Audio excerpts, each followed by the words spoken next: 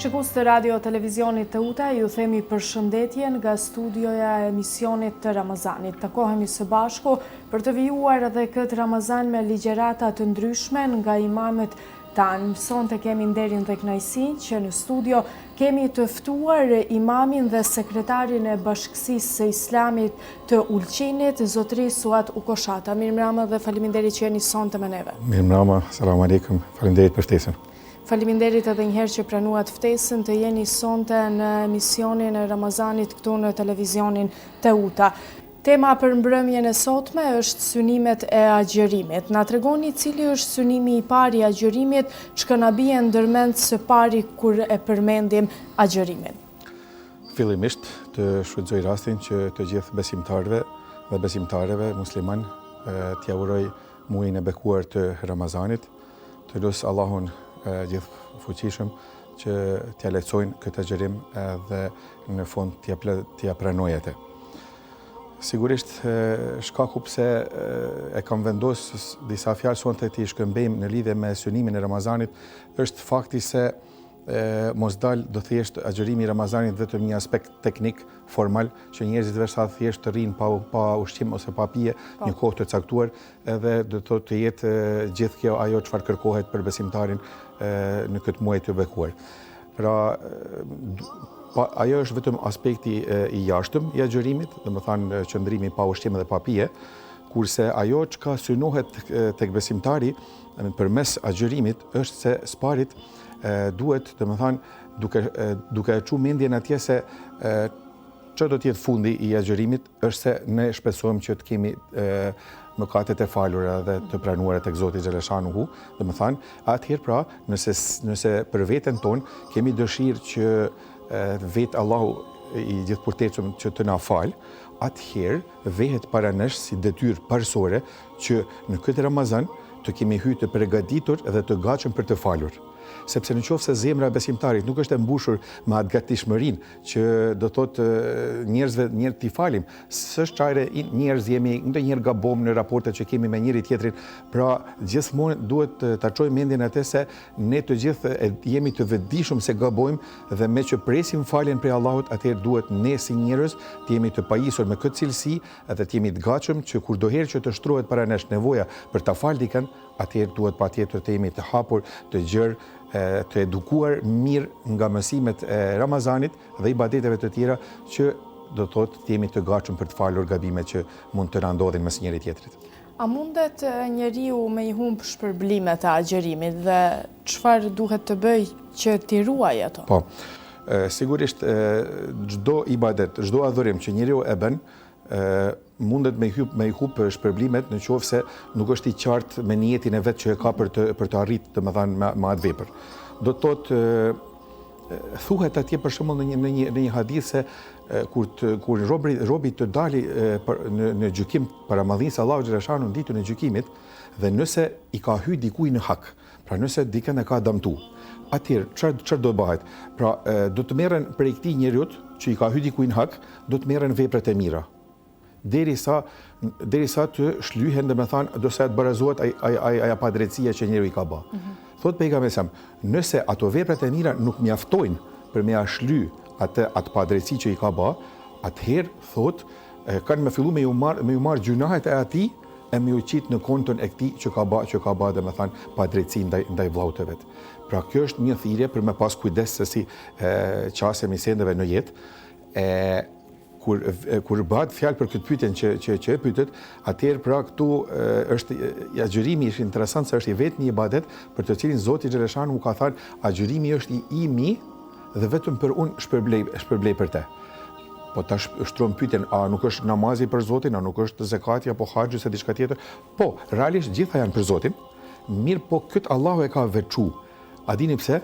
Sepse është i vetmi adhurim që nuk mundet ke njeriu mu paraqit asnjë dozë më e vogël e syve fajsisë. Çfarë do të thënë? Për shembull, njeriu kur falet, ka njëherë mundet ta më zbukuru formën e faljes që dikush me pa me thënë, "Oh, mashallah, sa bukur po fal ka ky njeri." Kur bëhet fjalë për shembull për zakatin, edhe të din me lindë një dozë syve fajsisë në atë aspektin se njeriu e jep ka njëherë hap tas sadakan ose zakatin me duke pas për synim, do shta dikush edhe me lavdu, me thanë, mashallah, adin kjo panip ka pare, ose për shembull edhe ma keq, për shembull njerëz që shkojnë në haxh. Disa prej tyre presin patjetër që tash kur të kthehen prej haxhit, njerëzit më thonë, "O, ku je haxhi, ku je haxhinic?" Njerëz kanë për hatër të Allahut xhaleshan, nuk shkojnë për të më fitu titulla atje.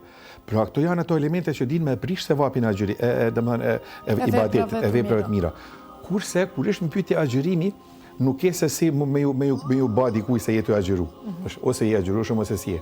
Thjesht ke ushqimin, ke pijen, ke gjanat, mund të jesh në shtëpi vetë, kërkush mos me të pa, mund është me i hangër me pi, a kupton? Po ti nuk i bën ata pse je i vetëdijshëm për prezencën e Zotit edhe, domethënë pra aty nuk ka me agjëru, mi kallzu dikuj se je agjërushëm, shika jam agjërushëm. S'ka aty, pra ose je agjërushëm ose si agjërushëm, pra atë e din vetë Zoti. A na privilegjon Ramazanin neve, apo e privilegjojmë ne Ramazanin? Si mund na jepni një përgjigje për këtë? Dhe më thanë, Ramazani është ai i cili neve na privilegjon, e jo në Ramazanin, sepse do thot, duke marrë parasysh gjitha ato ofertat, po tham tash me terminin kështu që i përdorin për ditë, ofertat që na i sjell Ramazani, që ne domethënë të korrim sukses me vepra të mira në këtë muaj të madhnueshëm, duke shpresuar domethënë edhe në shumëfishimin e tyre, se nuk është Ramazani vetë thjesht vetëm një moment kur njeriu e bën një vepër të mirë, sepse vepra e mirë mund bëhet edhe jashtë Ramazanit. Sigurisht, por se kur është Ramazani, është ajo uzdaja, ajo shpresa se Allahu xhaleshanu na ka premtuar për shumëfishimin e veprave që njeriu i bën në Ramazan. Tashti si jena në të privilegjuar në Ramazan. Shikoni, ne shembull e kemi një gotë ujë përpara. E kemi një ushqim të mirë përpara. Mirë po, nuk është koha për me i hangër ala. Pra njeriu e ndalon vetvetin. Thot, shikoje, këto gjana që i ke përpara, i ke halal. Uji për shembull është halal, hurmat janë halal, ëmbëlsirat, a kupton, ushqimet e ndryshme, krejt janë halal. Mirë po, në çastin e caktuar i ke haram, janë të ndaluara. Por ato në esencë janë halal, por se në kohën e caktuar ti nuk guxon me i përdor. Tamam. Atëherë, kur vjen koha e caktuar, ti jetë i përdor lirisht. Pra vjen koha e iftarit, njeriu domethënë prish agjërimin, ushqehet, han pin me ushqime të lejuara. E tash, domethënë, duhet njeriu me avu vetit pyetjen.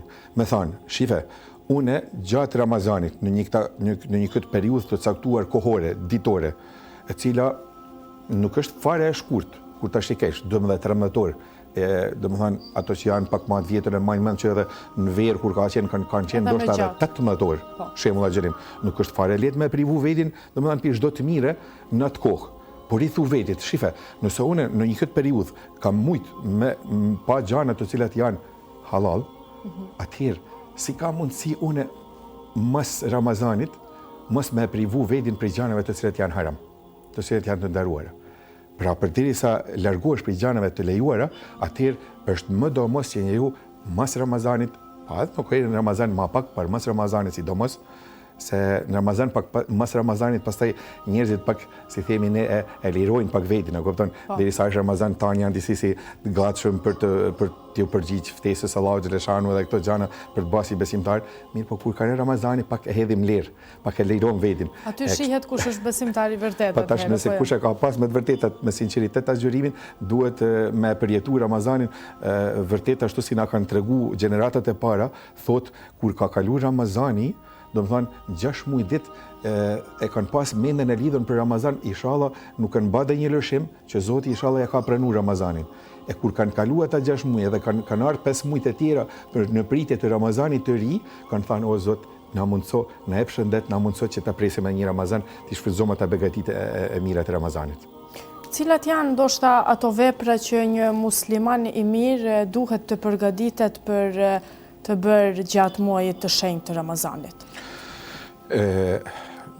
Pa i anashkalu të gjitha, domethënë, ibadetet të cilët janë përcjellëse të Ramazanit, për të cilët sigurisht do të flasin edhe kolekt mas kësaj mbrëmjes tonë që kemi, unë kisha më dashur me veçu një.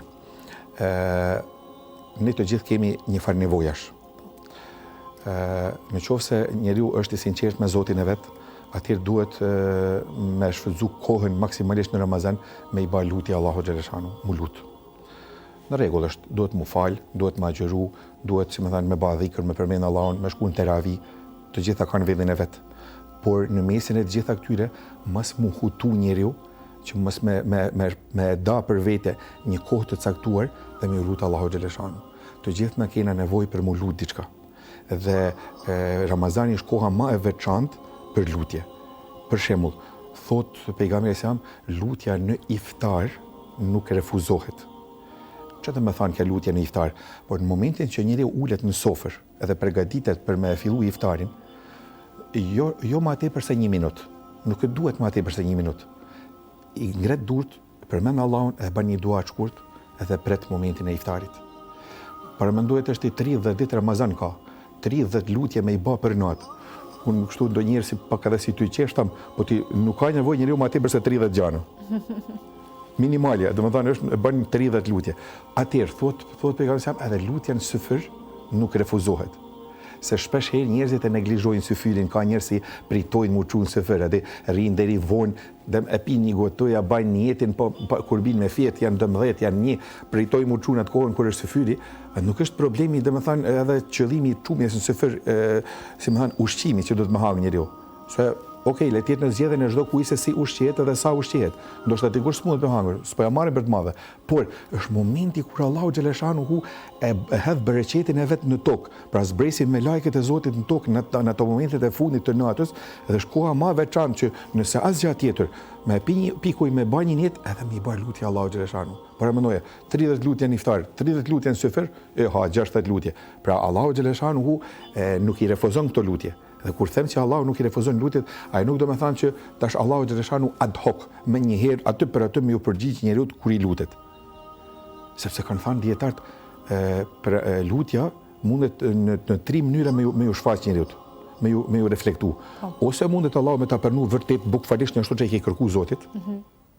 Në qoftë se nuk ta bën atë, atëherë thot mundet me të pështu prej një rreziku, se ndoshta e ke pas caktuar, ndoshta ka qenë kaderi me të ndodh diçka e keqe, dhe për shkak lutjes si ke bë, Allahu me ta zëvendësu atë rrezikun me anë të lutjes si ke bë. Por nëse edhe kjo nuk ndodhen, atëherë djesh i sigurt, thonë dietarët, se Allahu nuk ta çon mundin poshtë, edhe ka me ta deponu se vapin e lutjes që ke bë, domethënë edhe kemi pas shpërblim në ditën pra kur të dalim para Allahu xhaleshanu, kur të gjithë presim shpërblimet e mëdha prej Zotit për ibadetet edhe adhurimet e ndryshme që kemi bërë këtë botë. Ne jemi në muajin e shenjtë të Ramazanit dhe të gjithë prej neve mundohemi që të bëjmë vepra të mira dhe të afrohemi sadopak me Zotin, por na tregoni ne u ndalëm edhe tek agjërimi. Treguat që lutjet pranohen edhe para iftarit, por edhe në zgjuarjen, duke ndonjë zgjuar në kohën e syfyrit. Ndoshta ka edhe prej atyre që e bajnë jetën para se të shkojnë në gjumë. Por a pranohet ajo gjë? Do më thanë, në qoftë se e shikom në aspektin do të thotë e sheriatit, a është e lejueshme një gjë e tillë apo jo, do më thanë, nuk ka pengesë. Do më thanë, pranohet ajo, do më thanë sepse është brenda asaj aspektit fizik që ushqimi lejohet deri në syfër dhe pastaj do më thënë duhet me u ndal njeriu. Ai mund njeriu të ndalet edhe pak më herët, do më thënë në atë kohën kur ai për shembull bjen me fjet edhe do më thënë e bën një jetë e tjerë, pa problem. Por se do më thënë këtu tash ne i bëjmë apel do më thënë gjithë agjëruesve që pak a shumë mos me neglizhu namazin e sabahut. Sepse do shta me njëherë mas syfyrit, vishë ajo koha kur njeriu fal namazin e sabahut. Dhe nuk është pointa vetëm sa me uçu me hangër, edhe pap me njëherë me ra me fjet. Pra duhet pak me ushtru vetin, e kupton, edhe me ba dhe namazin si përditshmëri, sepse do të thonë namazi kur ta shikojmë, do të thonë sipas renditjes, është më përpara, pastaj vjen agjërimi. Kur ti i shifletojmë ato kushtet e islamit, pra na vjen shahadeti i bari, na vjen namazi i dytë dhe agjërimi i tretit. Ne kur themi se njëna është më e rëndësishme se tjetra, nuk themi se kjo tjetra nuk është më e rëndësi, por se edhin gjithmonë njeriu ka disa prioritete, si në jetën e përditshme që ke prioritetet, ashtu. Pra mund të fillojnë agjërimin 12 para se është koha e syfyrit, të vinë me fjet, por ta kurdis orën që të çohet në kohën e sabahut, të fal sabahut, pastaj normal nëse mundet me qëndru zgjuar me shku në një punë, le të shkojnë, nëse ja mund të binë edhe pak me vazhdu gjumin, nuk ka ndonjë pengesë. Tema mbrëmjes së sotme është një temë e pikatur mjaft bukur, synimet e agjëruesit apo agjërimit. Një njeri që ka dëshirë të filloj të kthehet agjërimit, faljes në këtë muaj të madhërisëm të Ramazanit, cilat janë ato gjëra që ai duhet t'i bëjë si pikë të parë? Shikoj, shembull ta marrim, kur jo vetëm kena lokal, por ta shikojmë mbar botën islame, kur vjen Ramazani, shef një atmosferë ndryshe. Po. Tash nuk është as deri ke hoxhallar, as ke profesorët, as ke muderrizat. Është një bereqet që vjen prej Zotit. Dhe me thonë, vetëm ajo vetdia e njeriut se, po na vjen Ramazani. Pra, po vjen një mik i mirë. A din sikur njeriu për shembull kur e din në shtëpi të shlajmëru dikush të dëmëtar një mik, edhe çohet njeriu e përgatit ta rregullon shtëpinë, i bën ndoshta një gjellë më të mirë këtë atë që pse që miku me dal sa më i kënaqur. Ashtu? Atëherë domethënë edhe Ramazani duhet mi shikuar ashtu si një mik i mirë i cili po na vjen në shtëpia tona, edhe do të mi shikuar domethënë mi prit atë sa më mirë. Asnjë problem edhe asnjë pengesë edhe kundërshtim nuk ka që me fillu prej rregullimit të shtëpisë. Se edhe nëse për shembull si Bashkia Islame tentojmë që xhamiat, edhe pse gjithmonë i mirëmbajmë, tentojmë që ata sa më tepër t'i përgatisim e t'i rregullojmë që kur të na vinë xhamati pak më shumë, me qenë domethënë me u vret se diçka të paktën kena bë. Pra edhe në shtëpi është mirë njeriu diçka me fresku, me rregullu pak shtëpinë, e normalisht mas asaj me shiku me fresku shpirtin e vet, për shkak se domethënë muaji i Ramazanit e mban emrin e dytë i muajit të Ramazanit është muaji i Kur'anit. Pra ky Kur'an si kemi domethënë duhet në Ramazan të shfletohet pak më intensivisht, edhe nëse e lexojmë jashtë Ramazanit, por në Ramazan domethënë duhet me shfletu pak më tepër, me kalu pak kohë më tepër duke shfletuar Kur'anin, duhet me caktuar njeriu vetes një orar ditor kur me të merret pak më tepër, edhe kështu që domethënë mos me kalu thjesht Ramazanin veç tu bada punë të rëndomta, ndoshta me kalu me gjumë. A kupton, edhe pse lodhet njeriu pak më tepër, po s'prish punë, sepse ajo është ajo esenca e Ramazanit. Edhe në Haxhillëk kur shkon njeriu për shembull, atje lodheshe pa gjumë këtë, por e din se ke shku për me kënaqë Allahun xhaleshanu dhe ti mu pasuru shpirtërisht. Kështu që lodhja kalon. Inshallah, kur kaloj Ramazani, pastaj kena ku me pushu paksa këtë atë. Pra domethënë mi shfrytëzu maksimalisht Ramazanin në mënyrë që mas Ramazanit faktikisht jo me tartë ndonjë vërtetim me nënshkrim me vull se ti shpranu Ramazani, por thjesht pra kur ti del në Bajram edhe thu elhamdulillah që Allahu ma mundsoi edhe këtë vit me agjëru, edhe me bë vepra të mira në këtë Ramazan, edhe inshallah Allahu ma pranon, edhe mbahet motiv për me reflektu unë tash edhe mas Ramazanit me këtë dobit që kam marrë në Ramazan. Ne jemi në minutat e fundit, sepse edhe pak minuta në ndajnë nga iftari i këtij mbrëmje të Ramazanit. Dua t'ju bëj edhe një pyetje të fundit. Sa është e rëndësishme edhe dhënia sadakas në këtë muaj të madhërueshëm? Vetëm një hadith për një fjalë e pejgamberit alayhis salam mjafton që mos me e zgjat tepër. Thot pejgamberi alayhis salam, edhe pse vetë thot ka qenë i nevojshëm, nevojtar, nuk ka qenë njeri shumë pasanik. Por thot ka qenë xhemert. Ai sa ka pas, sa ka mujt i ka nimu njerëzve. Mirë po thot në Ramazan, domethënë ai xhemertliku i tij, ajo zemërgjerësia e tij ka qenë thot edhe më e theksuar se sa kur s'ka qenë Ramazani. Që indirekt na përçon një mesazh tek ne që kushdo që ka domethënë mundësi, është mirë që edhe zakatin që është fars, që është shtyllë e Islamit, me e caktu terminin e dhënies zakatit në Ramazan. Mundet zakati mu dhanë edhe jashtë Ramazanit, por duke marrë parasysh se shpërblimi për çdo vepër në Ramazan është më i madh, është mirë njeriu me e caktu terminin e dhënies së zakatit në Ramazan. Për shembull me thënë me 10 Ramazan, me 15, me 20 Ramazan, unë për gjithë vjet du me dhënë zakatin.